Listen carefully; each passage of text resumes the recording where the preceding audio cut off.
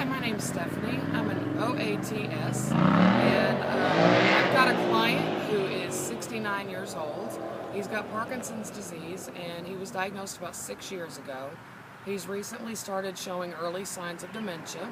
He's going to be moving in with his son and daughter-in-law, so I'm going to do a safety assessment on their house for him. First thing I noticed just walking up the front porch is there's about 1.5 steps, but that is plenty enough that he needs a safety rail in order to hold on to while going up the stairs. The second thing I noticed, we've got a dog leash that probably needs to just be put up because it can be a tripping hazard. We also have some broken concrete, and this really does need to be repaired. He's got a little bit of a shuffling gait, so that would make a very bad tripping hazard right there.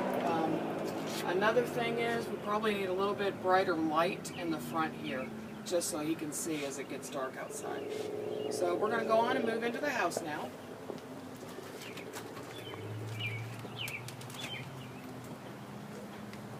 Okay. We've moved into the living room. It's a little bit crowded in here, I see. The first thing I would do is I would get rid of this rug right here. Again, with a shuffling gait, he's liable to trip over that just to get to the couch. If he's going to be using the computer at all, I would get rid of one of the 2 computer chairs. And because a lot of things can be confusing, we probably want to just get some of the extra papers and things put away, anything extra that's laying around. We're going to move right on into the kitchen.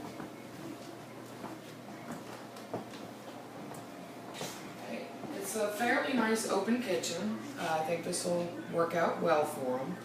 The first thing I would do, I would take all this extra stuff off the top of the refrigerator.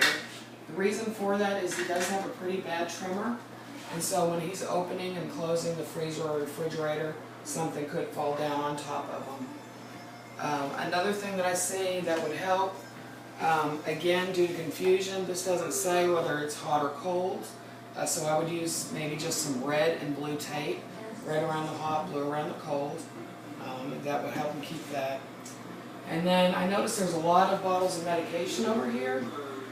And just to eliminate confusion for him, I would put all of these up and only have his pill organizer out with all the medications that he takes. We can move in here into the living room. Sounds like his son has been watching TV.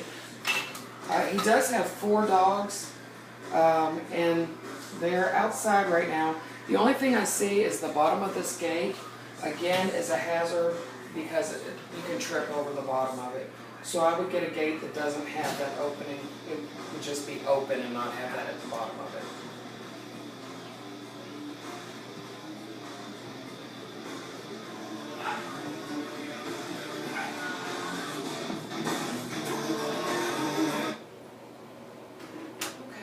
Couple of things here in their family room. We have some things on the floor, I guess, that belong to one of the dogs. I would have all these put away, maybe off to the side so they're not in the walkway. The other thing I would do is, again, I would get rid of this rug, just because, again, with the shuffling gait, it is a tripping hazard. Otherwise, it looks pretty good in here. I don't see any major problems. There's plenty of room to walk.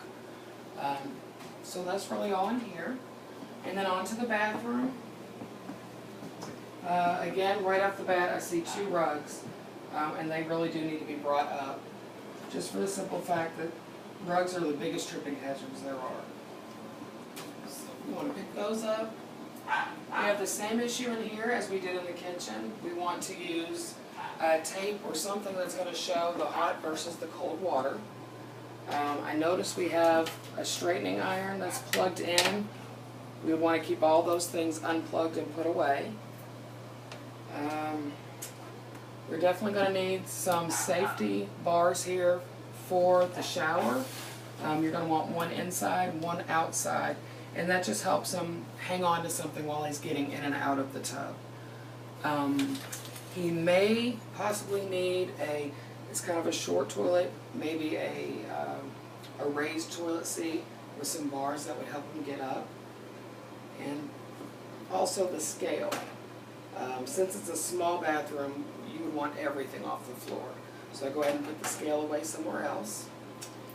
And that's pretty much it for the bathroom. Now in the bedroom, some things to watch would be, again, anything laying on the floor, throw rugs, or just odds and ends in the floor. You want to have a nice wide walkway to get from the bed to the door. Make sure there's adequate lighting in there. And that's pretty much it for the bedroom. If incontinence becomes an issue in the future, you might want to put a bedside commode in there for him. But for right now, I don't think that's necessary. I do see a nightlight here in the bathroom, which is good. If you need some additional night lights, a real easy, simple solution is to put rope lighting underneath the sink area here. And that way it illuminates the floorway. And that's all the suggestions I have for now for my client.